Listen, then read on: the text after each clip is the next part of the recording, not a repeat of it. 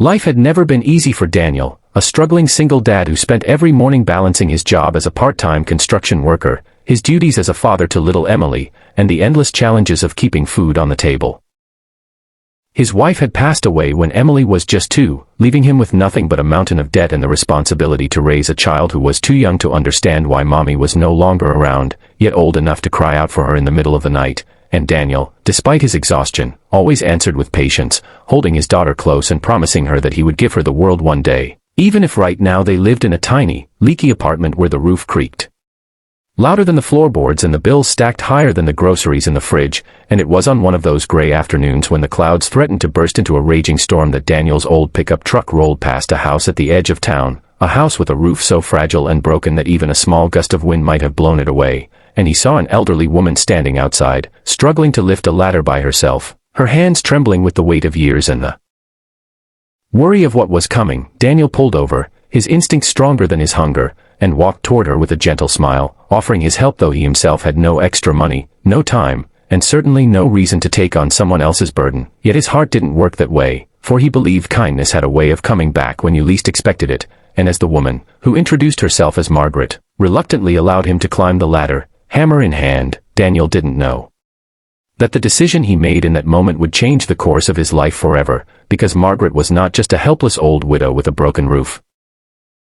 She was the hidden owner of vast lands, industries, and estates across the state, a woman who had kept her true wealth concealed to see the hearts of people around her. And when Daniel spent hours fixing her roof while Emily sat nearby drawing pictures in the dirt, talking about how her daddy was her hero, Margaret watched silently, her eyes moist, realizing that this man was not helping for money, nor for favor, but simply because he could not walk away from someone in need. And as the storm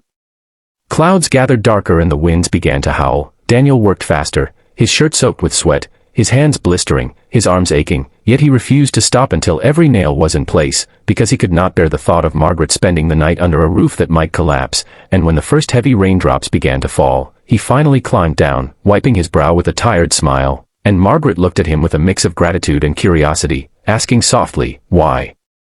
would you, a stranger, do all this for me?" To which Daniel simply replied, "Because one day, someone might need to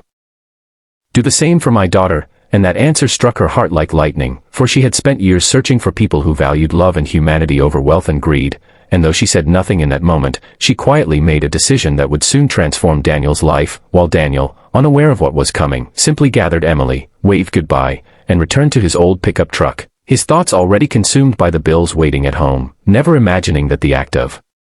fixing one broken roof before a storm would open doors he had never dared to dream of. And as the storm raged on that night, Daniel held Emily close under their threadbare blanket, whispering that brighter days were ahead, unaware that fate had already begun weaving those brighter days into his story. And viewers, if you are touched by Daniel's heart, if you believe that kindness, no matter how small, can change destinies, then don't forget to subscribe to this channel, because the next chapter